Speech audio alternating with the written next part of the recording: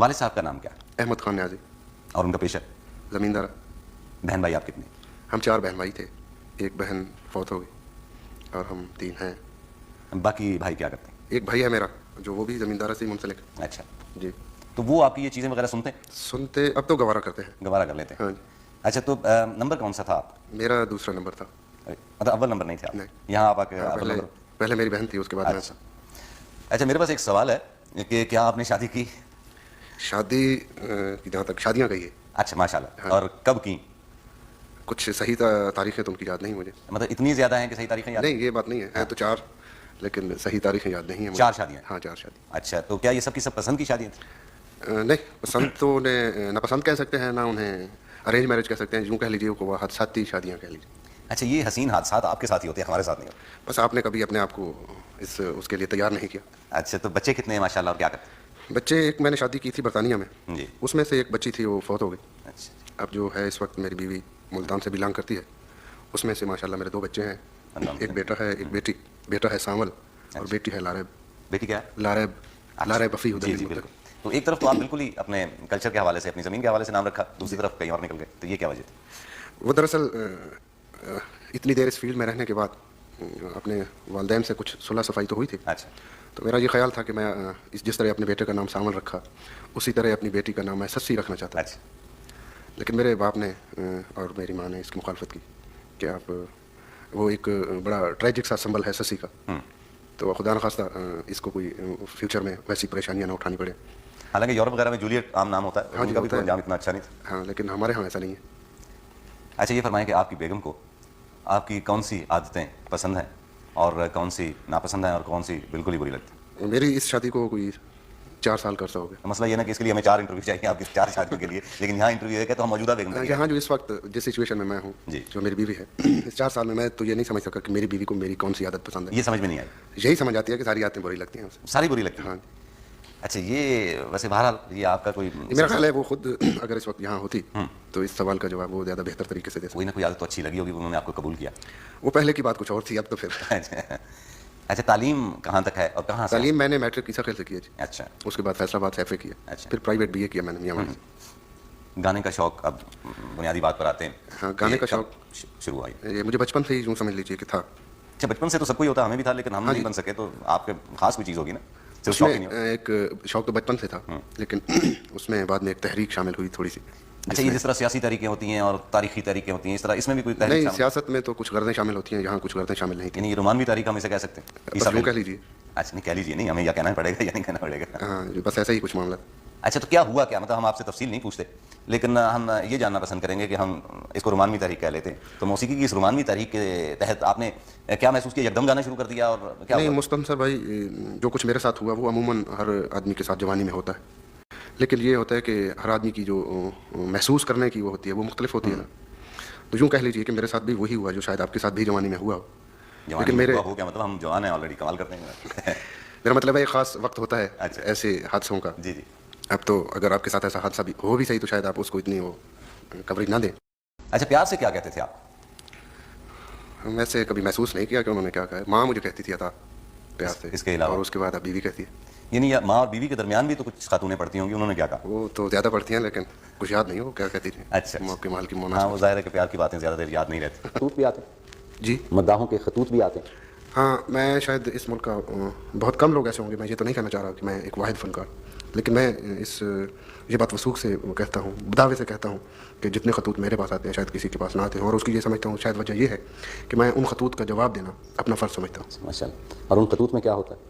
ان خطوط میں محبتیں ہوتی ہیں, تنقیدیں ہوتی ہیں, کچھ جھگڑے بھی ہوتے ہیں, کچھ میرے سننے والوں کا غصہ بھی ہوتا ہے, کچھ فرمائشیں بھی ہوتی ہیں, کوئی لت ہوتی ہے بالوں کی, سنہری بالوں کی, کوئی لپسٹک کا, کوئی ایسا بھی کبھی کبھار ہوتا ہے, اور کچھ ایسی بھی ہوتی ہیں خواتین جو اپنے خون سے لے کے وہ کہتی ہیں کہ ہم اپنی انگلی کاٹ کے ایسے ایسے. اچھا, اور یہ تحریر جب بھابھی دیکھتی ہیں تو پھر کیا ہوتا ہے؟ نہیں, اس لیے میں نے الگ دفتر بنایا ہوا ہے اس کام کے لیے, اور اس قسم کی جو خط و کتابت کا سلسلہ ہے وہ میرے دفتر سے منسلک ہے. اچھا, ہاں, وہ شروع میں اس نے تنگ نظری دکھائی میری بیوی نے, لیکن اب میرا خیال ہے وہ نہیں, میرا خیال ہے بھابھی نے تنگ نظری نہیں دکھائی, کیونکہ آپ کا ریکارڈ پہلے سے ہی ماشاءاللہ بہت خراب ہے, چوتھی بیگم ہے وہ آپ کی, تو اب وہ رسک نہیں لینا میرا خیال. بس یوں کہہ لیجیے, لیکن اب ماشاءاللہ وہ مطمئن ہے, شاید اس لیے کہ آپ دیکھ رہے ہیں کہ میں نے جو وقت اس بیوی کے ساتھ سب سے زیادہ وقت گزارا ہے, وہ اس سے پہلے جو میں نے 3 شادیاں کی ان کے ساتھ میں کسی کے ساتھ بھی اتنا وقت نہیں گزار سکا.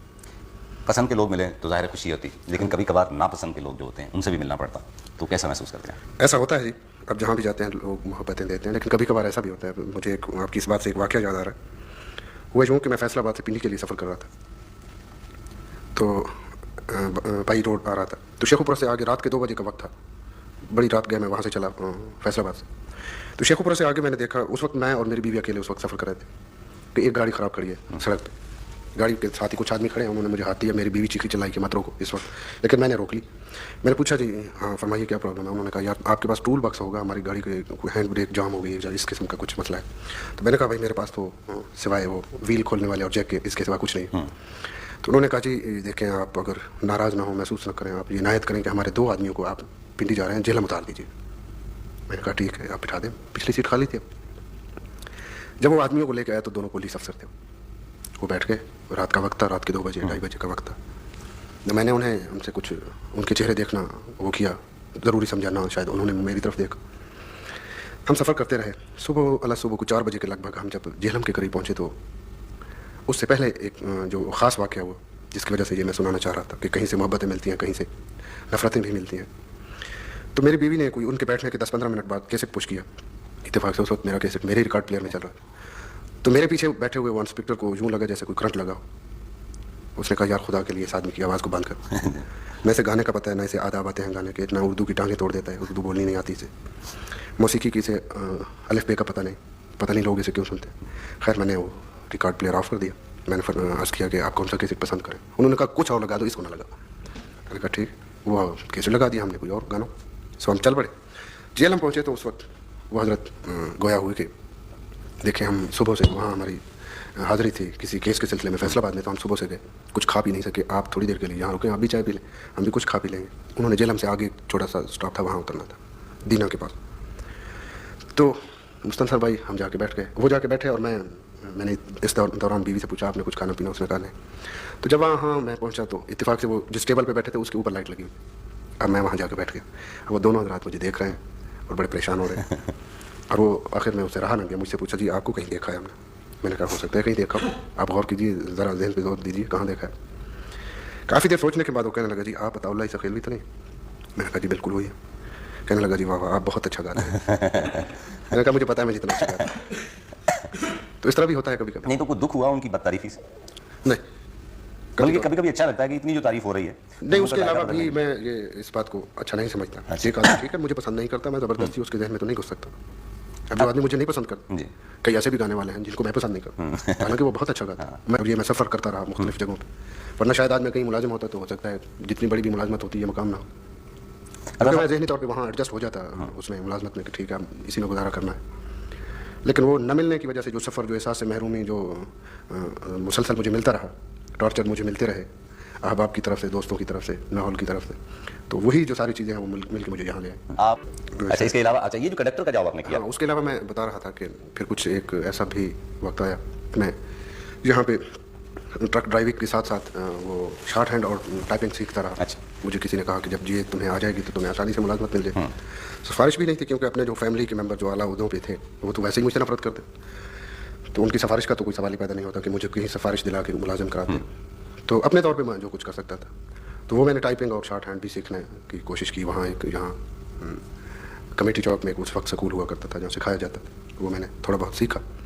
اس کے بعد یہاں کچھ حالات یا جی بھر گیا یہاں سے، تو پھر میں لاہور چلا گیا. وہاں ایک ہوٹل میں ویٹر. اچھا ٹرک ڈرائیوری جو ہے اس کے دوران کوئی دلچسپ واقعات؟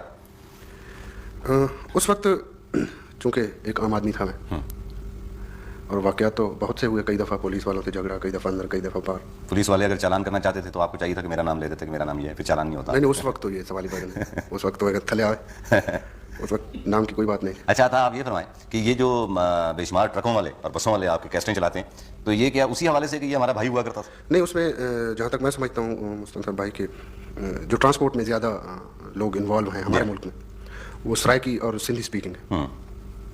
ہمارے علاقے کے کوئی بہت سارے لوگ ہیں جو ٹرانسپورٹ میں انوالو ہیں. اچھا. اور اس وقت وجہ سے بھی میں سمجھتا ہوں کہ ٹرکوں میں زیادہ کیسٹ چلا میرا. مطلب یہ اپنے بھائیوں کو آپ مفت تو نہیں دیتے؟ نہیں اس وقت میں اس پوزیشن میں تھا ہی نہیں کہ کسی کو مفت پرووائڈ کرتا. یہ تو ساری میرے جو وہ لوگ جو مجھ سے جیلس ہوتے ہیں وہ ایسی باتیں کرتے ہیں. ورنہ اس پوزیشن مجھے تو اپنی روٹی کی فکر ہوا ہوتی. اچھا. اس وقت ایک 25-30 روپے کا کیسٹ ملتا تھا. یہ میں 78 کی بات کر رہا ہوں. 78 में। अच्छा, उसके बाद आप लाहौर चले गए? हाँ जी, मैं लाहौर आया, फिर वहाँ होटल में एक लिबर्टी मार्केट में एक छोटा सा अंडरग्राउंड होटल था, वहाँ मैंने एज ए वेटर वहाँ काम किया मैंने। अच्छा, वहाँ को 1.5 साल मैंने काम क्या किया, तनख्वाह लेकिन क्या वो मालिक जो था वो तनख्वाह नहीं देता। अच्छा, रात को फुटपाथ पे सोना पड़ता था, खाना पीना मुफ्त? घर भी नहीं था, कोई ख़ानदान वाला घर आने नहीं देता था। मेरी खासी फैमिली वहाँ आबाद है, अब वो कहते हैं कि ये हमारा कज़न है। हाँ, उस वक्त नहीं आने देती। अब रिश्तेदार ज़्यादा हो गए होंगे पहले से? हाँ, अब तो माशाल्लाह बहुत रिश्ते। दोस्त भी? हाँ जी।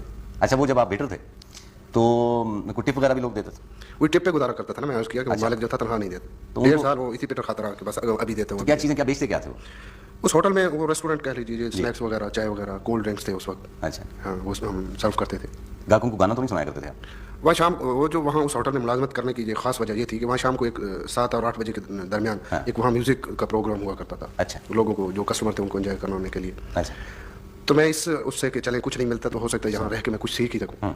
वो ड्रम प्लेयर वहाँ आते थे और अकार्डियन बजाने वाले कुछ लोग थे। कुछ तो उस होटल का नाम आपको याद? उस वक्त उसका नाम सलसबील रेस्टोरेंट था। वो अगर आप लिबर्टी में फर्स्ट में जाएँ, अच्छा, उधर से भी उधर से दरमियान में, तो अंडरग्राउंड था वहाँ।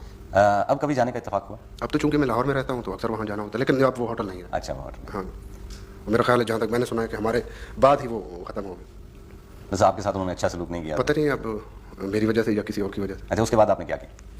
उसके बाद मैं एक जगह फैसलाबाद में मैंने अप्लाई किया, उसमें हबीब बैंक में।